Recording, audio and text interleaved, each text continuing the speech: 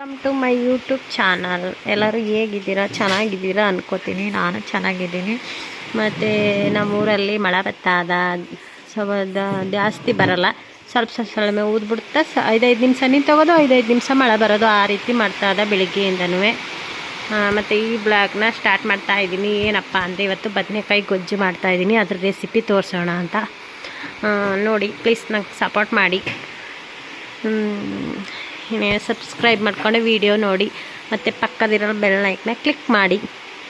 ಮತ್ತು ನಾನು ಯಾವಾಗಲೂ 12:20 ಬ್ಲಾಗ್ನ ಸ್ಟಾರ್ಟ್ ಮಾಡ್ತಾಯಿದ್ದೀನಿ. ನನ್ನ ಮನೇಲಿ ಇದ್ಬಿಟ್ರೆ ನನಗೆ ಟಾರ್ಚರ್ ಜಾಸ್ತಿ. ನೋಡಿ, ಈ ಗಳಿಗೂ ಮೆಣಸಿನ್ಕಾಯಿ ಎತ್ತಕೋದು, ಮಳೆ ಬಂದಾಗ ಎಳ್ಕೊಳ್ಳೋದು, ಮಳೆ ನಿಂತೋದ್ಮೇಲೆ ಹತ್ತಕ್ಕೆ ಎಳ್ದಾಕೋದು, ಅದೇ ಆಗೋಯ್ತು ಬೆಳಗ್ಗೆಯಿಂದ.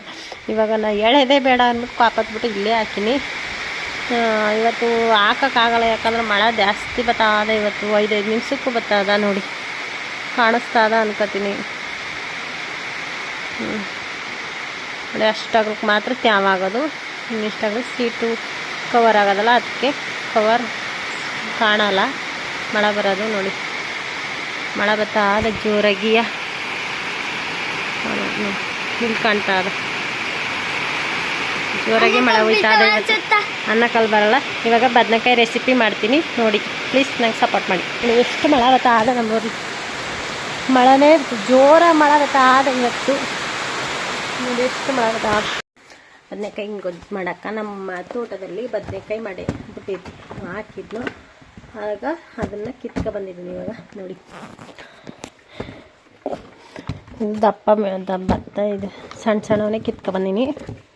ನೋಡಿ, ಇದನ್ನು ನಾನು ಬದನೆಕಾಯಿ ಪಲ್ಯ ಮಾಡಿಬಿಟ್ಟು ಅನ್ನ ಮಾಡ್ತಾವನಿ.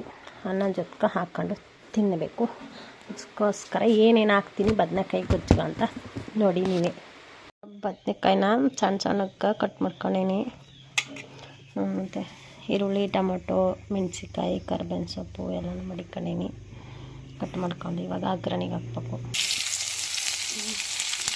ಇವಾಗ ಒಗ್ಗರಣೆ ಹಾಕ್ತೇನೆ. ನಮ್ಮದು ಹಳ್ಳಿ ಭಾಷೆ ಇರುತ್ತೆ, ಸಿಟಿನ ಭಾಷೆ ಇರುತ್ತೆ. ನಾವು ಹಳ್ಳಿ ಜನ ಅಲ್ಲ, ಅದಕ್ಕೆ ಹಳ್ಳಿ ಭಾಷೆಯಲ್ಲೇ ಮಾತಾಡ್ತೀನಿ.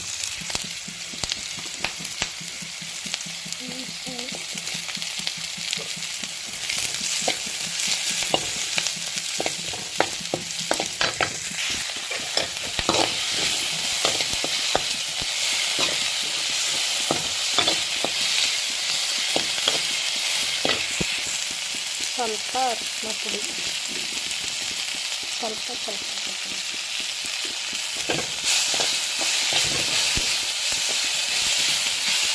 ಅರಿಶಿನ ಘಮ ಅಂತ ನಾವು ಮನೆಯಲ್ಲೇ ಮಾಡ್ಕೊಂಡಿರೋ ಅರಿಶಿನ ಇದು.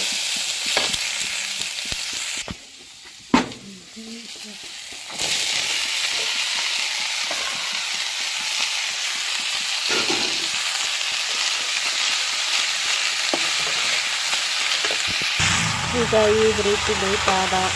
ನೋಡಿ,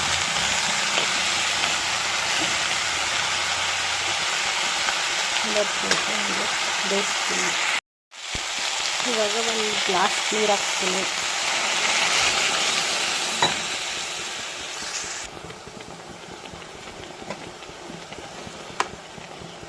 ಒಂದೇ ಒಂದು ಗ್ಲಾಸ್ ನೀರು ಹಾಕಿರೋದು.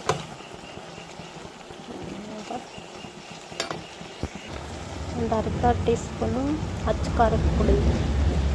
ಖಾರ ಜಾಸ್ತಿ ಹಾಕಲ್ಲ, ಮೆಣಸಿನ್ಕಾಯಿ ಹಾಕ್ಬಿಟ್ಟಿನಿ, ಅದಕ್ಕೆ ಸ್ವಲ್ಪನೇ ಹಾಕ್ತೀನಿ. ನೀವು ಬೇಕಾದ್ರೆ ಖಾರ ಬೇಕು ಅಂದರೆ 1 ಟೀ ಸ್ಪೂನ್ ಹಾಕ್ತೀನಿ. ಧನಿಯಾ ಪುಡಿ ಅರ್ಧ ಟೀ ಸ್ಪೂನು.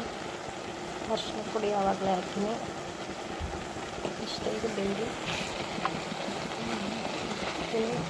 ಒಂದೇ ಕೈಲಿ ತಿರ್ಗೋಕ್ಕಾಗಲ್ಲ.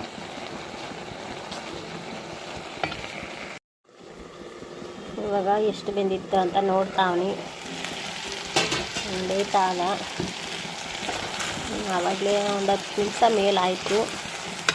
ಇವಾಗ ಸ್ವಲ್ಪ ರುಚಿಗೆ ಎಷ್ಟು ತಕ್ಕಷ್ಟು ಉಪ್ಪು ಹಾಕ್ಬಿಟ್ಟು ಒಂದು 5 ನಿಮಿಷ ಕುದಿಯಕ್ಕೆ ಬಿಟ್ಬಿಟ್ಟು ಆಮೇಲಿಂದ ಆಫ್ ಮಾಡಿಬಿಟ್ಟು ಘಮ ಅಂತಾಗ ಬದನೆಕಾಯಿ ಗೊಜ್ಜು ಉಪ್ಪು ಹಾಕ್ತಾವನಿ. ಹಾಕಿ ಅನ್ಕೋತೀನಿ. ಬೇಕು ಸೊಪ್ಪಾದರೆ ಹಾಕೋಬೋದು, ಉಪ್ಪಾದರೆ ಹಾಕೋಕ್ಕಾಗಲ್ಲ. ಅದಕ್ಕೆ ಉಪ್ಪಾದ್ರೆ ನೀರು ಹಾಕೋಕ್ಕಾಗಲ್ಲ, ಚೆನ್ನಾಗಿರಲ್ಲ. ಸಪ್ಪ ಆದರೆ ಇನ್ನೊಂದು ಸ್ವಲ್ಪ ಉಪ್ಪು ಹಾಕೋಬೋದು. ಇವಾಗ ಬದನೆಕಾಯಿ ಗೊಜ್ಜು ರೆಡಿ ಆಯಿತು. ಇವಾಗ ಆಫ್ ಮಾಡಿಬಿಡ್ತೀನಿ. ಹೇಗಿದೆ ಅಂತ ಕಮೆಂಟ್ ಮಾಡಿ ಹೇಳಿ. ಮತ್ತು ಚೆನ್ನಾಗಿ ಬಂದದ. ನಾನು ನೋಡಿದೆ ಸ್ವಲ್ಪ ತಗೊಂಡು. ಮತ್ತು ಏನೇನಿಲ್ಲ, ನೀವು ಅರ್ಜೆಂಟಲ್ಲಿ ಮಾಡಬೇಕು ಅಂದರೆ ಈ ರೀತಿ ಮಾಡಿ, ಸಿಂಪಲ್ ರೆಸಿಪಿ. ಇವಾಗ ಬದನೆಕಾಯಿ ಗೊಜ್ಜು ರೆಡಿ ಆಯಿತು.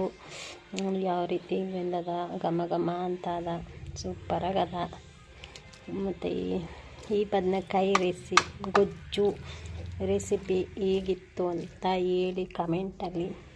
ಮತ್ತು ಈ ಬ್ಲಾಗ್ನ ಇಲ್ಲಿಗೆ ಎಂಡ್ ಮಾಡ್ತಾಯಿದ್ದೀನಿ. ಬಾಯ್ ಫ್ರೆಂಡ್ಸ್, ಇನ್ನೊಂದು ವೀಡಿಯೋದಲ್ಲಿ ಸಿಗ್ತೀನಿ. ಪ್ಲೀಸ್ ನಂಗೆ ಸಪೋರ್ಟ್ ಮಾಡಿ. ವೀಡಿಯೋನ ಹಾಗೆ ಮಾತ್ರ ನೋಡೋಕೆ ಹೋಗ್ಬೇಡಿ, ಸಬ್ಸ್ಕ್ರೈಬ್ ಮಾಡ್ಕೊಂಡು ನೋಡಿ. ಬಾಯ್.